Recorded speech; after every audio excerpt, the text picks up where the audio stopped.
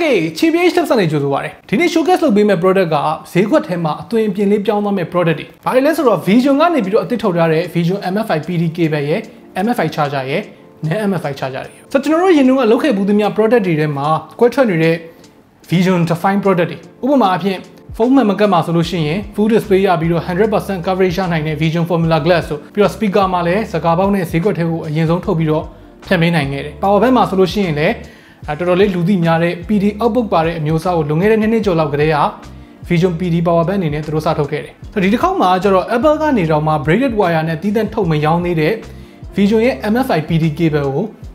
ုသူတို့ထုတ်လုပ်နိုင်တယ်ပေါ့နော်။ဒီ braided cable က M1 iMac တို့ Magic Mouse တို့ဝယ်တဲ့အချိန်မှာ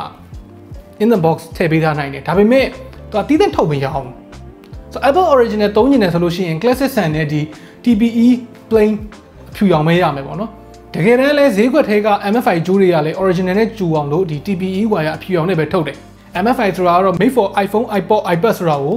တော်တော်များများသိကြမယ်ထင်တယ်။ MFI certification ရဖို့အတွက် Apple original chipset နဲ့သုံးနေတယ်မပြီးဘူး။ sample ထုတ်ပြီးတော့ QC စစ်ဖို့အတွက် Apple C ကိုပို့ပေးရတာပါညာရှိတယ်။ပြီးတော့သုံးပေးထားတဲ့ကုန်ချမ်းတို့လက်ရဘယ်လောက်တည်သက်လဲတို့ design တို့ copyright တို့အဲ့ဒါတွေအကုန်ကင်းတယ်ဆိုတော့မှ Apple certification ပေးတာ။ဥပမာ product ပေါ်မှာ Apple logo ဒါမှမဟုတ်တခြား brand logo ပါမပါနေပြီးတော့ packaging design အထိအကုန်စစ်တယ်။ဆိုတော့ MFI product ဟုတ်မဟုတ်ကို packaging နောက်မှာပါတဲ့ UPC code နဲ့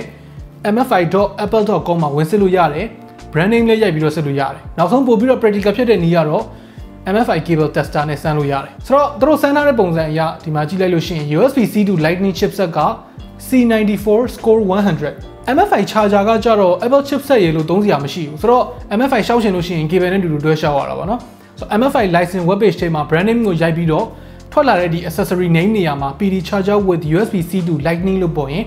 ်ဒီ brand က charger အတွက်ပါ MFI ရှောက်ထားတာသိကြတယ်ပေါ့။ so cable နဲ့ဒီ charger packing အနောက်မှာရှိတဲ့ UPC code တွေကလည်းတူနေတာတွေ့ရလိမ့်မယ်။ဆိုတော့ MFI စစ်ပြီးပြီဆိုတော့သူတို့ရဲ့ product တွေကိုတစ်ချက်ကြည့်ကြည့်မယ်။ V.Jun ရဲ့ MFI PD cable မှာနှစ်မျိုးထုတ်ထားတယ်။သူကclassic ပေါ့နော် TBE wire အဖြူရောင်ရဲ့ပြီးတော့ braided ကိုမှ phone body အရောင်နဲ့ light ဖက်အောင်လို့သူက Sierra blue, Tiffany green, red, pink ဆိုပြီးတော့အရောင်စုံအောင်ထုတ်ပေးထားတယ်ဆိုတော့ V.Jun ကတော့ဒီ cable တွေကိုထုတ်တဲ့အချိန်မှာကုန်ချမ်းကိုကောင်းကောင်းလေးရွေးထားတယ်လို့ပြောတယ်ဘယ်လိုပဲဖြစ်ဖြစ် braided cable ကပုံမှန်ပေါ့နော် TBE တွေထက်ပိုပြီးတော့အကျန်းခံတာတော့သိကြတယ် USB-C ရော Lightning ဘက်မှာရော ABS အမှားသားတွေနဲ့သုံးထားတယ်ကျိုးအရှည်ကတော့ 1.5 meter ရှိတယ်သူတို့ servicing တဲ့အချိန်မှာ user တွေတော်တော်များများလိုချင်တဲ့အရှည်ကဒီလောက်မှပဲအများဆုံးဖြစ်နေတယ်1 meter ကျတော့လည်းတိုးတယ်ဗျာ2 meter ကျတော့လည်းတော်တော်လေးရှည်တာကိုကြိုက်တဲ့ user တွေကျတော့မှအဆင်ပြေတယ်အခုက 1.5 ဆိုတော့ဒါဟိုမြောက်ဒီမြောက်လေးပေါ့နော်နှစ်ဖက်လုံးအဆင်ပြေနိုင်တယ်ပေါ့ charger ဘိုင်းမှာကျတော့သူတို့နှစ်မျိုးထုတ်ထားတယ်တစ်မျိုးကကျတော့ original 2 pin ကိုအခြေခံပြီးတော့မျက်နှာပြင်ကို matte ဖြစ်အောင်လုပ်ထားတဲ့ V.Jun ရဲ့ PD 20W wall charger ဒါက original charger တွေမှာဒီ glossy ဖြစ်ပြီးတော့ဒီလက်ရလေးထင်တာတော့ပုံရထင်တာတော့အဲ့ဒါတွေကိုမကြိုက်တဲ့သူတွေအတွက်ဖြည့်ရှင်းဖို့သူတို့ထုတ်ပေးထားတာနောက်တစ်မျိုးကကျတော့ဒီလက်မတစ်စစ်စာလောက်ပဲရှိတဲ့ mini design V.Jun mini 20W charger သူက size ပိုသေးတယ်ပြီးတော့သူက matte body နဲ့လည်းလုပ်ပေးထားတယ်ပြီးတော့ဒီ MFI charger ထုတ်တဲ့စက်ရုံတူ quality တူတဲ့ charger တွေအနေနဲ့ iPhone user တွေရော Android user တွေရောအဆင်ပြေတဲ့အပြင် power bank ကိုအားသွင်းတဲ့နေရာမှာလည်းသုံးလို့ရတဲ့ V.Jun 20W fast charger PD 20W support ရတယ်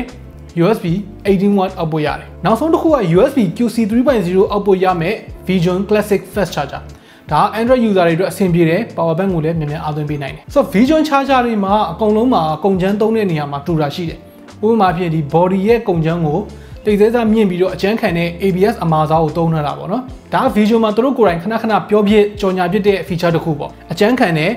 လက်စစ်ကူးတာအနေပြီးတော့ကာကွယ်ပေးတယ်အပူဒဏ်ခံတယ်အစားရှိသဖြင့်ပေါ့ပြီးတော့ပင်နေရအနေနဲ့စကားပြောတယ်ဗဇက်တာမှပါတာဆိုတော့ V.Jun ရဲ့ charger တိုင်းကို copper nickel plating နဲ့လုပ်ထားတယ်copper ဆိုတာကလက်စစ်ပစ္စည်းတွေမှာ conductivity ကောင်းတယ်တန်ကြီးမတက်ဘူးရေရှည်ကြအောင်သုံးလို့ရတယ်အဲဒါကြောင့်မို့လို့အသုံးများတယ်ပေါ့နော် copper ပေါ်မှာ oxidation မဖြစ်ဖို့အတွက်ပြောမယ်ဆိုတန်ကြီးမတက်ဖို့အတွက် nickel plating ငွေအောင်လေးလုပ်ထားတယ်သုံးရတာတက်တန်းပို့ပြီးတော့ကြာရှည်ခံတာပေါ့ဗျာဆိုတော့ပင်ကိုတန်နဲ့လုပ်ထားတာလား copper နဲ့လုပ်ထားတာလားလို့စမ်းကျင်တယ်ဆိုလို့ရှိရင်အလွယ်ဆုံးနည်းကတော့တန်လိုက်နဲ့စမ်းလို့ရတယ် Apple သမားတွေဆိုလို့ရှိရင် AirPods ဆို Apple Pencil တို့မှာတန်လိုက်တွေပါတယ်ဗျာစမ်းရတာလွယ်ပါတယ်ဆိုတော့တန်လိုက်က light ဆွဲတယ်ဆိုလို့ရှိရင်တန်နဲ့လုပ်ထားတာလိုက်မဆွဲဘူးဆိုလို့ရှိရင် copper နဲ့လုပ်ထားတာအဲ့လိုလွယ်တကူခွဲခြားလို့ရတယ်ဒီ V.Jun ကမြန်မာပြည် brand ဒါပေမဲ့တခြားနိုင်ငံခြား brand တွေကိုမှီအောင်ထုတ်နိုင်တယ်လို့ quality ဘိုင်းအတွက်ရော daily use အတွက်ပါထည့်ပြီးတော့ view site ပေးတယ်ဆိုတော့ဒီ V.Jun brand လေးကိုကျွန်တော်က recommend လုပ်ရှင်တယ် okay ဆိုတော့ကျွန်တော် showcase လုပ်ရတဲ့ V.Jun MFI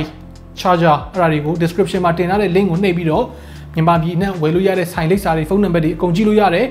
တခါလဲဖုန်းဆက်ပြီးတော့မှာလို့ရတယ်ပြီးတော့ V.Jun ကနေပြီးတော့တခြားထုတ်တဲ့ accessory တွေဥပမာအဖြစ် screen protector တွေ camera protector တွေ cover တွေ power bank တွေအဲ့ဒါတွေအတွက် link ကိုလည်း description ထဲမှာထည့်ပေးထားပါမယ်ဆိုတော့ V.Jun product သုံးဘူးတဲ့သူတွေအတွက်လည်း user experience မှာဘယ်လိုရှိတယ်ဘာပြောချင်တယ်ပေါ့နော်အဲ့ဒါကိုအောက်က comment တွေမှာဝင်ရောက်ဆွေးနွေးညှိနှိုင်းခေါ်လာလို့ရပါတယ် okay